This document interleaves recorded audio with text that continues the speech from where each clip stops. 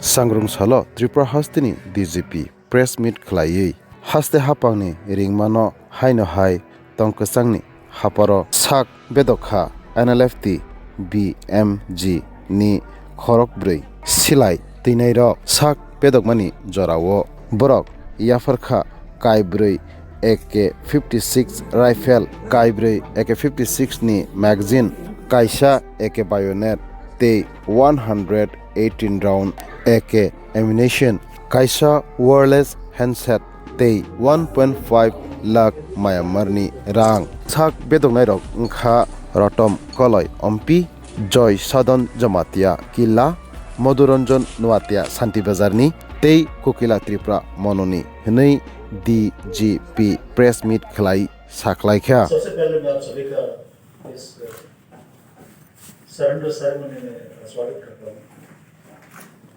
एक अल्प समय में आपको जो सूचना दी गई उसके बाद आप सभी यहाँ पे आए, आभारी हैं आपका।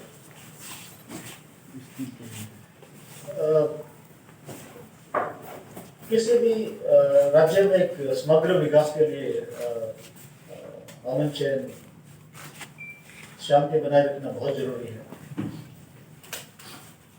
जिसके लिए राज्य सरकार ने और पुलिस प्रशासन तथा सुरक्षा बल जो है अपनी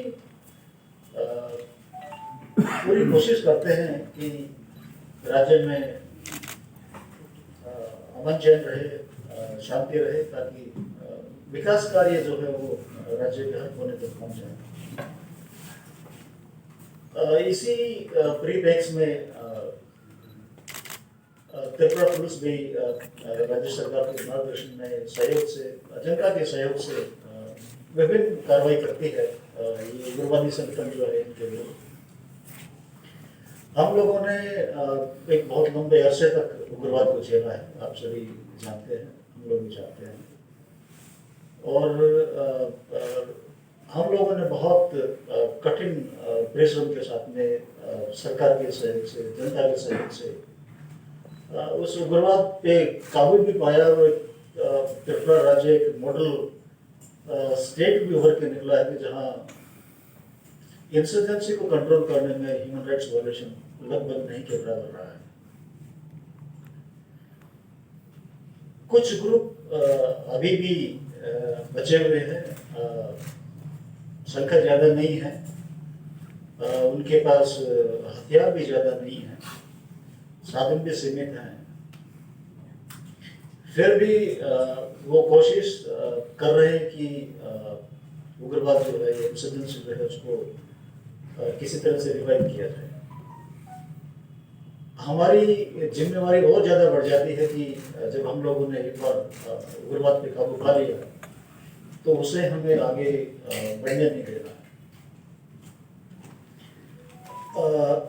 पुलिस की कोशिश होती है कि जो उग्रवाद में शामिल है उनके खिलाफ उचित कार्रवाई की जाए लॉ के अनुसार। उसमें हम लोगों ने बहुत से लोगों को अरेस्ट किया है, बहुत से उग्रवादी जो है पुलिस ऑपरेशंस में मारे भी गए हैं और बहुत से उग्रवादियों ने सरेंडर भी किया है।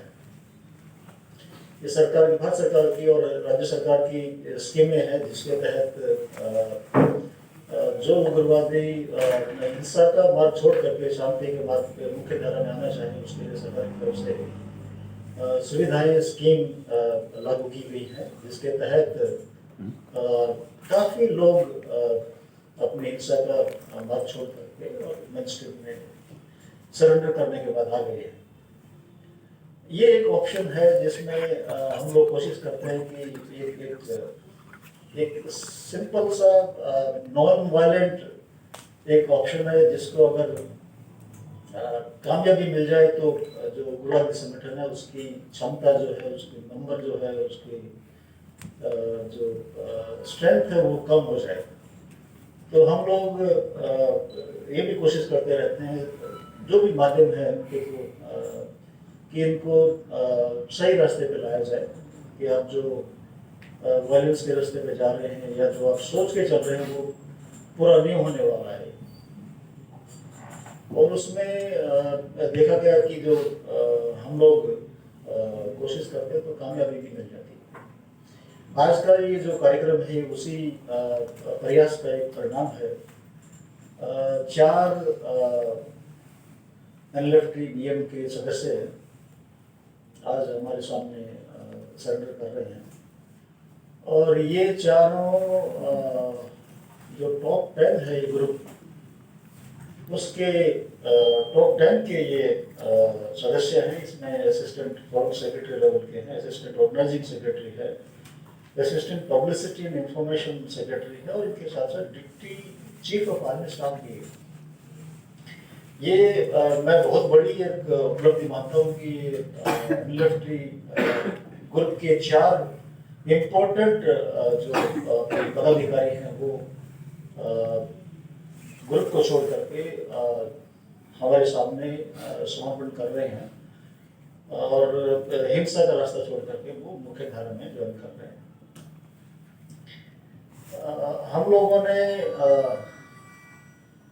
इनसे जो हथियार मिले उसमें 2 AK-56 राइफल होगी, 4 AK मैगजीन है, 119 AK अम्यूनिशन है, एक वायरलेस हैंडसेट है, दाव है और कुछ म्यांमार करेंसी भी है इनके पास।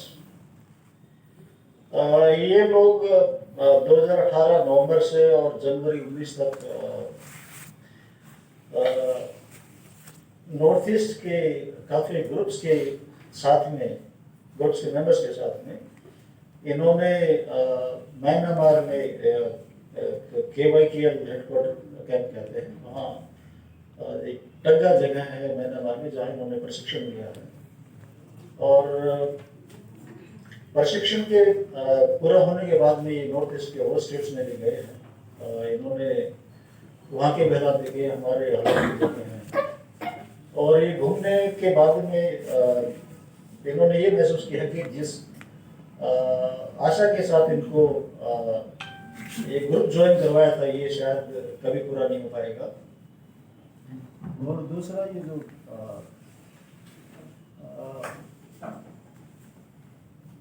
आदिवासी जो क्षेत्र हैं उनमें विकास और भी कम हो जाएगा।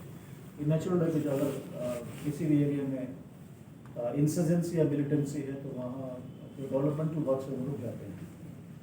तो उन्होंने ये महसूस किया कि हम जिस उद्देश्य से हमें ये ग्रुप ज्वाइन करवाया था या हम आदिवासी की अगर भलाई की सोचे तो इस ग्रुप में रह करके दोनों ही कार्य पूरे नहीं हो सकते।